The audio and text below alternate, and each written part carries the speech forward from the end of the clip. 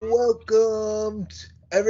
Welcome to the only show where wrestling and cosplay collide. Welcome to Too Sweet Converse, brought to you by Too Sweet Cosplay. All right. I'm Steve-O. I'm Wildcard. What up? EJV, what's up, guys? And I am Nico. What's up, everybody? Hey, everyone. Starting off the show, we're back with a full crew, so it's great to have everyone back on board for this week's episode. For those who watched me and AJV do the talk about retribution and if they could be redeemed or not, thank you for tuning in. But we're back with a full show, and unfortunately, last week we didn't get to touch upon this unfortunate topic. Road Warrior Animal has passed away at the age of 60. Very tragic story, especially coming from one half of one of the greatest, arguably one of the greatest tag teams of all time in all pro wrestling. I'd like to get everyone's thoughts on some animal memories or just memories of the LOD. So, EJD, would you like to take this one first? Sure. First of all, before we begin, I want to send my condolences, prayers to the family, friends of Joe Laurinaitis, aka Road Warrior Animal. This was a hard one for me when it happened last week. Growing up, I was always a huge fan of the Legion of Doom. Their look, the face paint, the spikes on the shoulder pads, just the way they came out with that tough demeanor. World War Animal being 300 pounds, jacked to the gills, and those guys were the toughest, baddest tag team on the planet. They worked stiff. They made everybody feel every blow they made, and they had one of the best tag team finishers of all time, the Doomsday Device. As a kid, I remember getting the LOD shoulder pads that you could buy as a kid off of the WWE catalog, and my parents bought them for me when I was probably about 4 or 5 years old, and I still remember having those, wearing them around the house, and it was awesome. I was a huge fan, like I said, of Road Warrior Animal. Even when he came back to WWE in 2005, I was so happy to see him back. The only team to hold the AWA, NWA, and WWE tag team titles. One of the few teams to do that, and that's a feat nobody else can say. It's just sad that he's gone, but the only saving grace is wherever he is, depending on your faith. He's back with Road Warrior Hawk, and they're back together. Doomsday hitting the Doomsday Device on good old Satan there and sending him back to hell. So, once again, I want to send my condolences and prayers to Road Warrior Animals family, the whole Laurinaitis family, and all of the WWE fans and wrestlers and everybody who was inspired by him. May he rest in peace. God bless you. All right, Wildcard, what do you say, man? What's your thoughts on the passing of the late great Road Warrior Animal? This was shocking. I first heard the news of his death. I thought it was a joke at first, or I thought it was fake news. But man, I mean, you think we'd be used to this by now, especially with the unfortunate passing of Chadwick Boseman, aka Black Panther. You think we'd be used to this by now, but I think Road Warrior Animal does hit pretty hard for me, just because it just felt so recent. And I know that the last time that I saw him personally was at Wizard World, I believe 2 years ago. He was there. I actually did. I don't know if I told you guys this, but I actually did shake his hand because he saw me in my Kenny Omega cosplay, and he actually admired my IWGP title, and I was just like in awe, and I shook the man's hand, had a small conversation with him, and I just can't believe that he's gone, because I mean, like he said, he's part of probably one of the greatest tag teams in professional wrestling. I mean, you can't think about tag team wrestling until you associate that with the Road Warriors, the Legion of Doom. I mean, their look, their style. I mean, they basically epitomized everything that was really tag team wrestling. I mean, in some cases you can call them they're like the Hulk Hogan of tag team wrestling in a sense, just because of their style and the way they kind of reached out to everybody just with their in your face character, their gimmick. It's legendary. I mean, I still probably one of my favorite moments. It definitely has to be when they won their first tag team titles. I believe in SummerSlam 1991 when they wrestled the Nasty Boys. I mean, I remember watching that match, and I just remember seeing the energy in that going. Just like everyone was just so hyped when they won the tag titles. Of course, they would have many others to come after that, and they've cemented their place. I mean, without going any further into detail, they cemented their place in history as the greatest tag team in professional wrestling. So, I mean, echoing my colleague E, my condolences go to the rest of the Laurinaitis family. But at least he's able to reunite with Hawk, and they could wreak havoc up above in the skies. So, rest in peace, Joe Laurinaitis. All right. But I think I'm going to pass the baton off. Nico, my man, what do you make of the situation? Yeah. Like you guys, when I heard about this last week, I was shocked, just like the rest of our community. And in wrestling, when you lose one of us, it affects everybody. Especially someone as big of an icon, and someone as big as of a legend as Road Warrior Animal, Joe Laurinaitis. And I guess in a weird way, I'm glad that the Dark Side of the Ring episode came out earlier this year, talking about the Road Warriors. If you haven't checked it out, I recommend you do. You can find it on the internet anywhere. Just type in Dark Side of the Ring, the Road Warriors. I'm sure the full episode is up on YouTube or somewhere from Vice TV. I'm glad that came out earlier this year because right around the time of the passing of the legendary ring announcer Howard Finkel earlier this year, that episode came out. And I'm glad it did because it talked about everything that the Road Warriors went through. I myself generally am not the biggest fan of tag team wrestling because I've always had to kind of do things on my own from a personal perspective. But when you think of tag team wrestling, I can't think of another tag team that was better than the Road Warriors. I mean, my colleagues have already covered all their credentials. But if you look at where they came from and how they got into the business, if you look at that class of like crop of wrestlers that they broke in with out of Minneapolis, because yes, they were built from Chicago, but they were originally from Minneapolis. You had guys like Ravishing Rick Rude, Demolition, Nikita Koloff, and like so many, Scott Norton, so many big names in wrestling that we would come to find out they all came from the same area. So for me, that was pretty cool to learn about them. And then getting to not necessarily like know Road Warrior Animal, but him recognizing me. Andy, you talked about him spotting you in your Kenny Omega cosplay a couple years ago at Wizard World. Last year, or actually no, this year, at C2E2, the last con we all went to. He was at his table with Raven and Tommy Dreamer. I went up to say hello to Tommy because I call Tommy Dreamer my hardcore uncle. So every time I see him, I always got to go say hi. He was introducing me to Raven and to Road Warrior Animal. And Animal stopped me. He goes, "Hey, I know this kid. What's up, buddy?"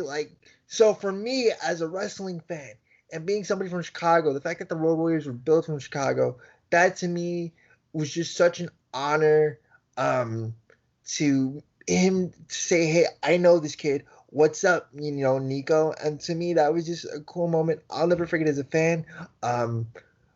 Kim, I talked about it in my post. Him coming up to me, not in face paint, but just as Joe, when I was at the bar at Starcast, and just being like, hey, be safe, boys. Like behave yourselves, because when you think about all the stuff that Road Warrior Hawk went through, Animal was not the partier type. He was the all business type. The one that was prompt and on time. But just to hear about his passing, that one really did hurt. My thoughts and condolences to his family. There's nothing like a Road Warrior pop. That's the one thing everybody in wrestling aspires to get. That's why they still call it a Road Warrior pop. And I guarantee you, Road Warrior Animal and Road Warrior Hawk are reunited wherever they are, and I would not be shocked if they are hitting doomsday devices on all the angels up in heaven right now as we speak. So R.I.P. Joe Laurinaitis, better known as Road Warrior Animal. All right, I'm going to pass it back over to my colleague, Steve-O. Thank you, sir. I appreciate it. Yeah, lots of great memories of the Road Warriors and watching them. Like, I started watching wrestling late 1990. They were like one of the tag teams that started getting really big. They debuted in WWE earlier that year. I thought it was badass that they teamed up with the Ultimate Warrior and Texas Tornado to take on the imposters, if you will, to most fans, the Demolition. I'm also a big fan of them, but I did like their little rivalry that they had going on with that because, hey, this is WWE's version of the Legion of Doom, or the Road Warriors, shall we say. So I thought that was cool that they were having a feud. Big mark-out moment is a wild card mentioned about SummerSlam 1991. I was absolutely jazzed that the Legion of Doom defeated the Nasty Boys for the WWE Tag Team Championships. I thought that was amazing. You know what's really incredible? When I looked up some information about Hawk and Animal, they were only WWE Tag Team Champions 2 times as a team together, mind you. Animal did go on with that, we won't talk too much about it, but that team up he had with Heidenreich as the new LOD in the mid-2000s or whatever that was his 3rd tag team title reign. But yeah, as a faction, the iconic tag teams of Road Warrior Animal, Road Warrior Hawk, they only held it 2 times. Compared to tag teams like the Dudley Boys and the Hardys, those teams have held it 8 times. However, they still stand out as some of the greats in professional wrestling, which is pretty crazy and shows how iconic they truly are. So that really blows my mind. But yeah, I loved them as a kid. I thought the Spikes were incredible. At the time, them being billed from Chicago, I'm like, oh my God, they grew up right near me. Like, I mean, I know they're really from Minnesota, but that's all right. I still view them as a Chicago team, and I think it's still incredible that they were a team built from the Windy City.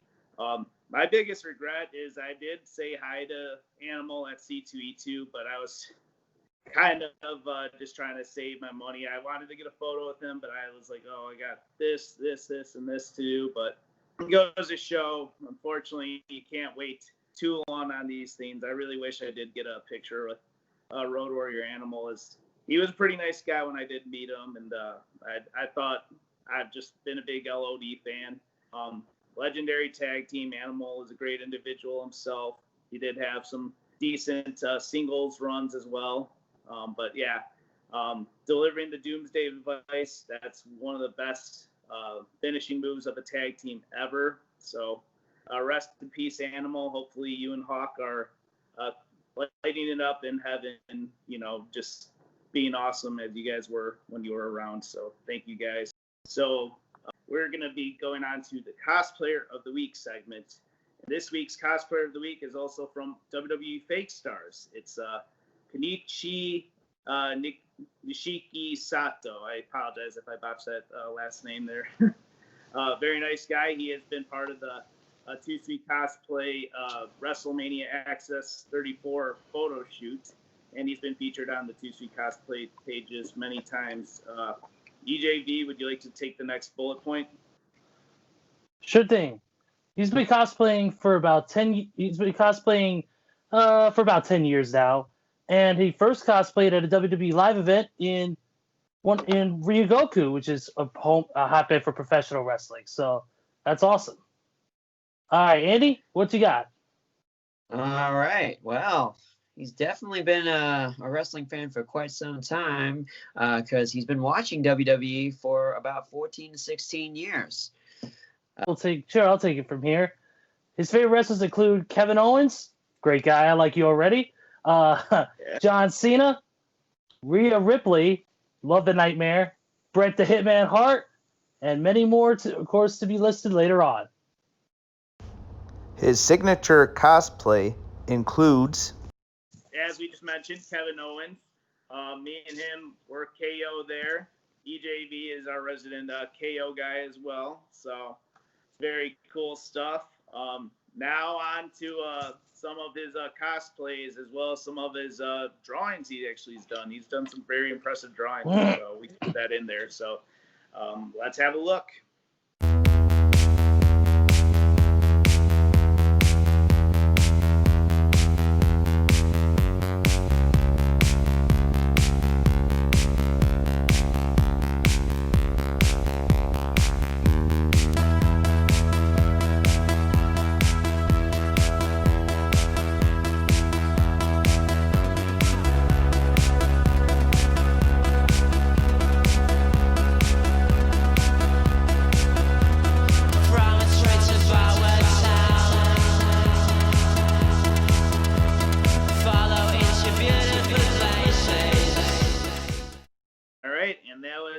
Nishikisato with his cosplays and fan art, as he is the cosplayer of the week. So if you too wish to be a cosplayer of the week on a future edition of Too Sweet Converse, please send us a message on Facebook or Instagram with some of your cosplays, and we will be able to give you a questionnaire so we can give some additional information as well about our program, and you could be a future cosplayer of the week.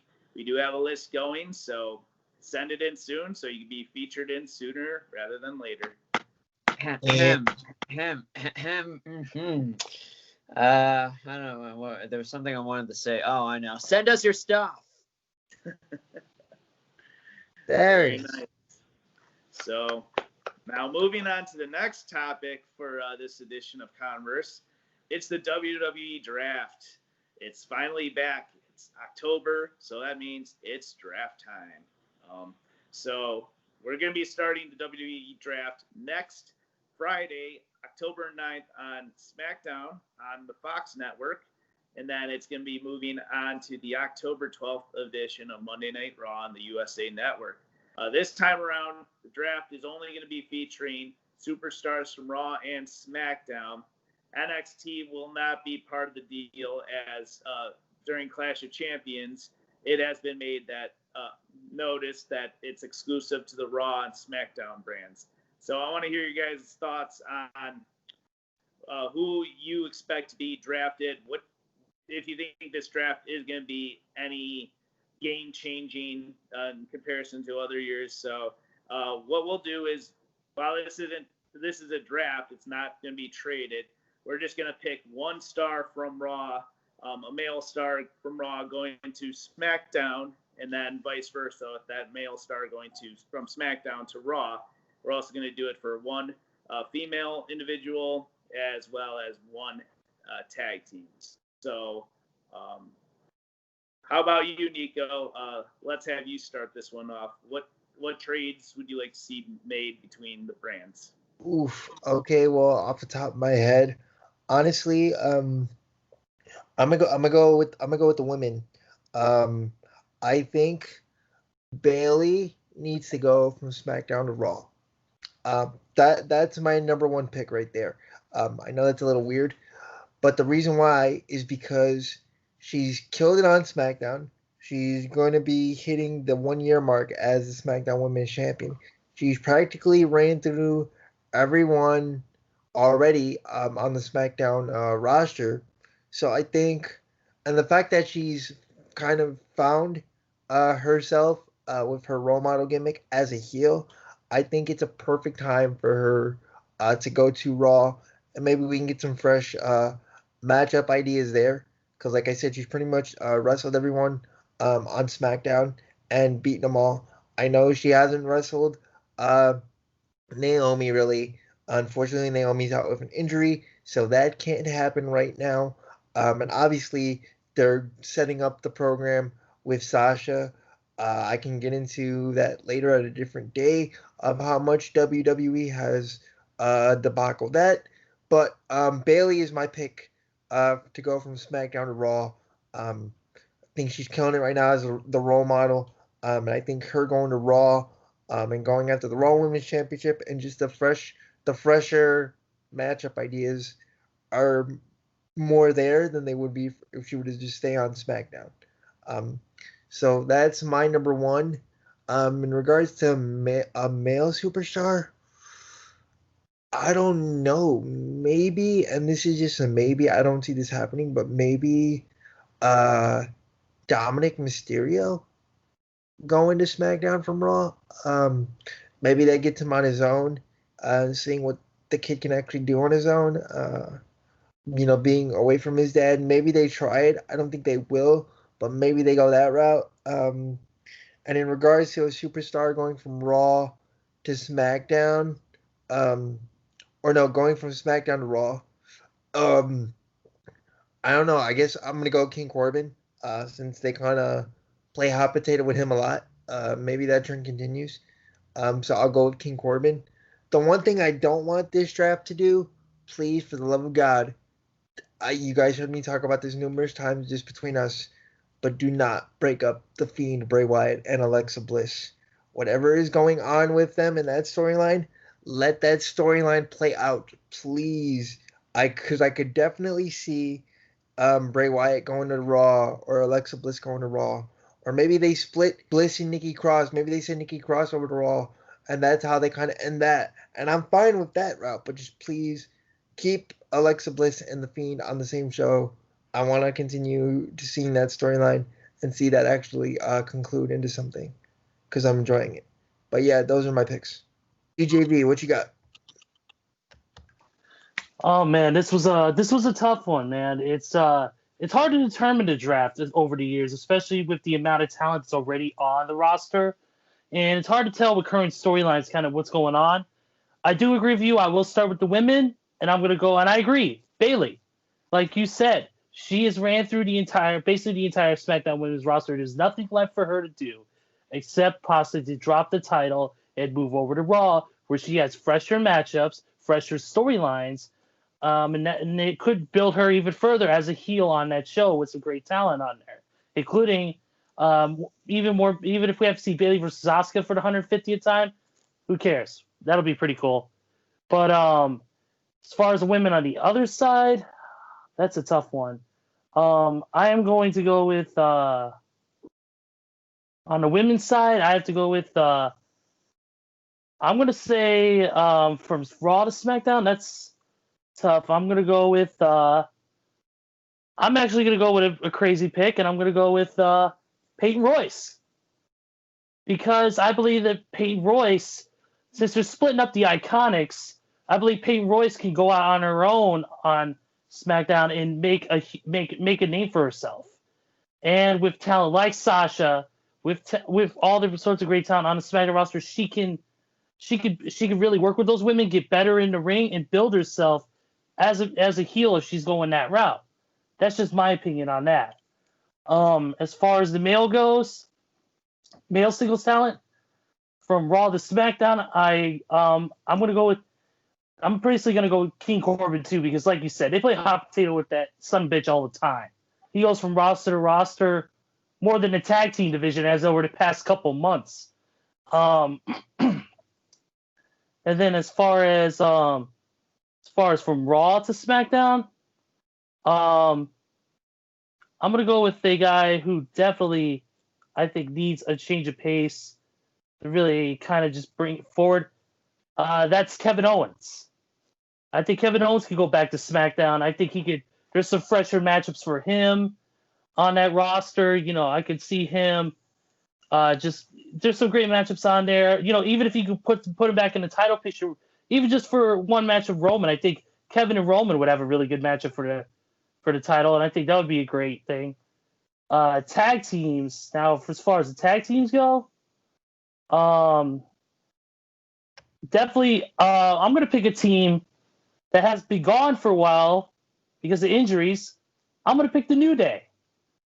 I think they're going to switch rosters because Kofi will be back soon. Xavier's set to return. I mean, if they're going to keep Big E on a singles push, I mean, probably leave him where he is if you have to. But I think moving the New Day over, I think would be a smart idea. Just because I know with the comebacks of Xavier and Kofi, I think they come back and they build them up right. Their return could be big, even though there are no fans in attendance. I think that would be a good idea. And then as far as another tag team, let's see, from Raw. I that one I can't pick because they're really a tag team. Oh, I got an idea. If they drop the titles, Nakamura and Cesaro, they could switch over too because there could be some fresher matches for Nakamura and Cesaro because they've been really showing their chemistry and building as a tag team. So I feel like there's some good matches you can have with them against any of the tag teams. Hell, I could see them going up against Seth Rollins and Murphy if they still keep that team together. That would be a pretty good matchup. But those are my picks for the draft. Like I said, this is all off the top of our heads. We didn't really think of this beforehand. So, but these are my picks. Andy, Wildcard, my man, what are your picks for the draft? All right. Draft day is always fun. I always enjoy those times when when things really do shake up. In previous episodes of Raw or SmackDown, when they would do something like that, it would actually make you want to watch. So figured I'd just make that point across.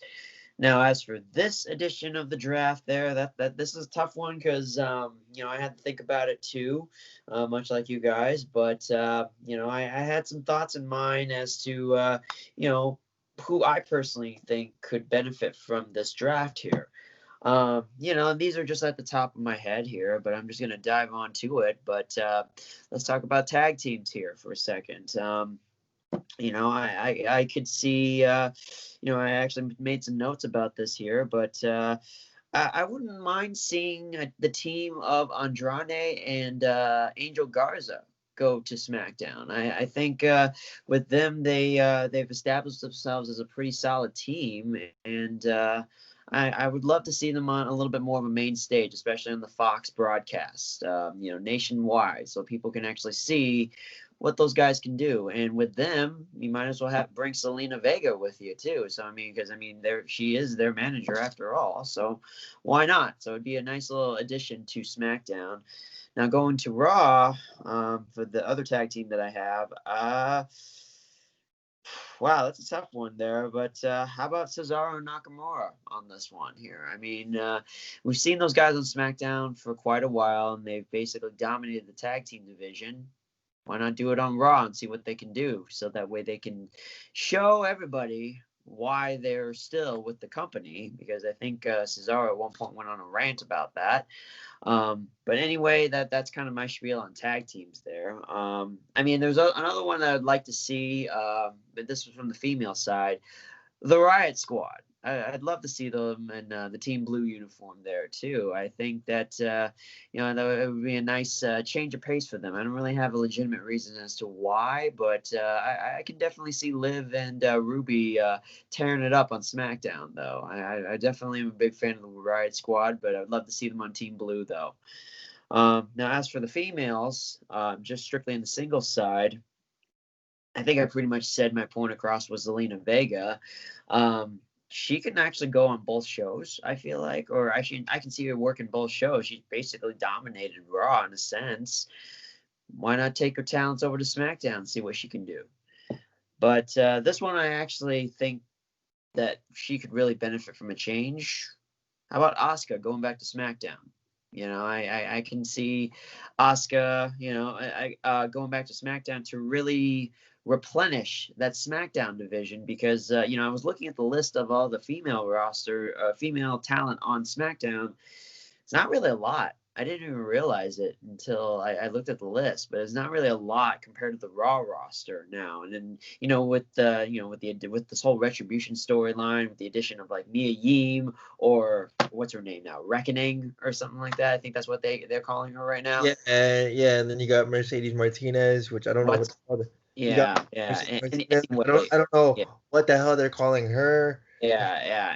Anyway, that's just a couple of add-ons to the Raw Women's division, and that just doesn't really balance things out. So I mean, something's gonna have to turn over at some point. So maybe bring back Asuka back to SmackDown, and so that way we can get some top talent in on the Blue division. Now, as for the men, this one is this can go either way with, but this is one that I felt could really use a change. Like, I sincerely think that he could, just based on how he's been used, and just recently this past Raw, he definitely could use a change. Aleister Black. I just first off, that new theme music that he had is just, I don't like it. I'll be honest. I don't like it. Yeah, exactly. Obviously CFOs are not with WWE anymore, so I guess it has to do something with that. But man, it's just so damn generic from what we're used to hearing, and it's just the way that he's been used too. I mean, just I just wasn't crazy about his, like, the way that the writers are booking him. And because he's incredible, he's great talent there. He's top tier in my opinion. I mean, look, we all know what he can do in NXT, and when he got called up to the main roster, they just didn't know what the hell to do with the guy. And Raw, he just seems like he's just lost right now. I just feel like that if he goes to SmackDown, change of scenery. That's what you got to do. If there's something that's not working in one place, you got to go to another place. This is where he could thrive in SmackDown and maybe start from scratch again. Now, for the trade-off, though, about Matt Riddle going to Raw, that'd be a nice touch. The original Bro going to Raw and doing his broness down there. So I mean, again, there had to have been a trade-off. We don't really hear too much of Matt Riddle, so why not have him on the red team right there? So this was kind of hard, honestly, because there's so many different routes you can go with this. So, I mean, this is just stuff that I was kind of brainstorming at the top of my head. I don't think there really is a right or wrong with this, but I mean, it's just one of those things where, we feel like that's just something we kind of feel in our gut, so we just got to go with it. But anyway, Steve-O, I'm going to pass the baton over to you. What do you got, my man? Thank you, sir. I appreciate all your picks. You all made some very valid picks. And when we started this, though, this was the top one I've had for mine ever since the Raw SmackDown draft or Superstar Shakeup, whatever you want to call it, returned. I figured once he came back out of retirement, this was a spot I want to see him in now since he's been on SmackDown a few years. I would draft Daniel Bryan to Raw to shake things up. He's been on SmackDown for a long time. I think he can have some great feuds on Raw. I would consider turning him heel to feud with Drew McIntyre. I think that would be kind of a way to switch things up, depending if Orton wins the title or not at Hell in a Cell or whatever. But either way, I think Daniel Bryan on the red brand would be a welcome change, and that's definitely a big move I would like to see. As far as a male superstar to SmackDown, great points on Kevin Owens, Dominic Mysterio, as well as Aleister Black. But I'm going to choose Aleister Black as my top superstar to SmackDown. I think he could use a reinvention of himself, change things up. He hasn't been really doing too much of relevancy onto Raw, so that'd be my top pick. I was debating Seth Rollins to kind of maybe team up with Roman Reigns, but I don't think that's necessary at this time. So I'm going with Aleister Black on this one. Tag team side of things, I'm going to go Shinsuke Nakamura and Cesaro from SmackDown to Raw. I'll just have them drop the tag titles to a team. Maybe Heavy Machinery, maybe Otis could just use cash in for the tag titles and have that storyline be done with. Either them or Miz and Morrison can win the titles off them. Side note, The Miz has been drafted every time since the draft has begun. Just check it out. Look at the stats. Miz has been drafted every time, but I'm leaving him out of this one. He'll probably be drafted to Raw this go around, but we'll see. Anyways, whether Cesaro and Nakamura stay together as a team or they go and become single stars, which I'd be totally cool with too, I'd see them going to Monday Night Raw. Now, on the tag team side of things for SmackDown, I'm going to choose Andrade and Angel Garza from Raw to SmackDown. The same boat, too. They either stay a team and feud with Heavy Machinery or the New Day, for that matter, to switch things up. Please stop with the hundreds of Street Profits matches. I'm getting fucking sick of that. It's driving me nuts. Please stop it. As far as Zelina Vega, she stays on Raw. I don't want her joining up with them. I think she has a nice thing going with her singles career. I think that she should just stay put on Raw and flourish there. Maybe have a feud with Mickie James, or maybe have a feud with this individual coming from SmackDown to Raw that I would make a draft pick for. Nikki Cross. I'd have her move from SmackDown to Raw to switch things up. I know that she kind of has that thing going with Alexa Bliss, but Alexa's mostly attacking Lacey Evans, and I would definitely keep Alexa Bliss with the Fiend wherever they end up staying. So for now, I'd say have just Nikki Cross go over to Raw to switch things up. And finally, last but not least, the Raw to SmackDown pick for the women's side. I'm picking Peyton Royce because that's the one they seem high on for the Iconics. However, I'd be okay also if Billie Kay moved. As long as the two finally get separated, I think that'd be what's worth it. I was confused why they were Billie Kay was showing up during Peyton's match with Asuka a few weeks back. I'm like, you two split up. You guys are supposed to be separated. Let's make this for real. One of them has to go to SmackDown. All things said, I think I would just choose Peyton Royce just to rebuild her. Maybe they can make her a face and just be, a little step under Sasha Banks as the top face. But maybe down the line she could have the feud with Bayley or whoever else in the SmackDown's women's division for the championship. But yeah, that's pretty much my picks.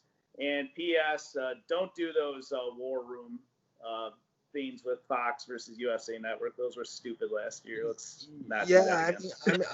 I mean, last year I thought that was cool because the whole idea of you gave it like a sports feel, but now I think if they were to do it this time around, that would just be dumb. Hey, but real quick, did anybody notice that they've already kind of made like not necessarily like trades, but like draft pick moves like before the draft? Like now Mandy Rose and Dana Brooke are off of SmackDown and on Raw, and apparently SmackDown drafted or got Chelsea Green and Maria Shafir and Jessamine Duke from NXT on SmackDown now officially. So I just think it's weird, and like even Kevin Owens is going to be on SmackDown this coming week as we were recording this. I found out earlier today for a segment to do with Alexa Bliss, which I think is hilarious. I just find it funny because the draft is supposed to be this big thing, but yet they're already doing draft picks like before said draft. So I don't know, that's just me. But then again, that's typical WWE. I mean, yeah, with Mandy, that made sense because, Miz did that thing to Otis. Yeah, like it works for a storyline, but it's like, okay, why put her with Dana? Like she just got done being in a partnership with Sonya, and then that ended, and there was going to be a great feud. Yeah, unfortunately, we all know what happened. I don't need to get into it. But then right away, okay, people want to see Mandy on her own, but then you're putting her in another tag team with somebody like Dana Brooke. Yeah, the Dana draft pick just didn't make any sense to me. That's my take. I didn't know about those other picks you mentioned from NXT to Raw, though. I mean, don't get me wrong. I like Dana Brooke, and I want to see her succeed. But to me, this doesn't really help her either, nor does it help Mandy. That's just my 2 cents. That's it for this week's edition of Too Sweet Converse. So let us know who you want to see drafted from Raw to SmackDown or SmackDown to Raw, just to let us know what kind of shakeups you'd like to see within the WWE universe. And even if you don't care about the draft, still like this video, please. Thank you. Yeah, exactly. Yeah, please. And also share your favorite Road Warrior animal or LOD Road Warriors memories within this post. If you enjoyed this video, please give it a like. Subscribe to the Too Sweet Cosplay YouTube channel if you haven't done so already. And also, please like us at Too Sweet Cosplay on Facebook, Instagram, and Twitter. So from all of us at Too Sweet Cosplay, thank you for tuning in. And Too Sweet, everyone.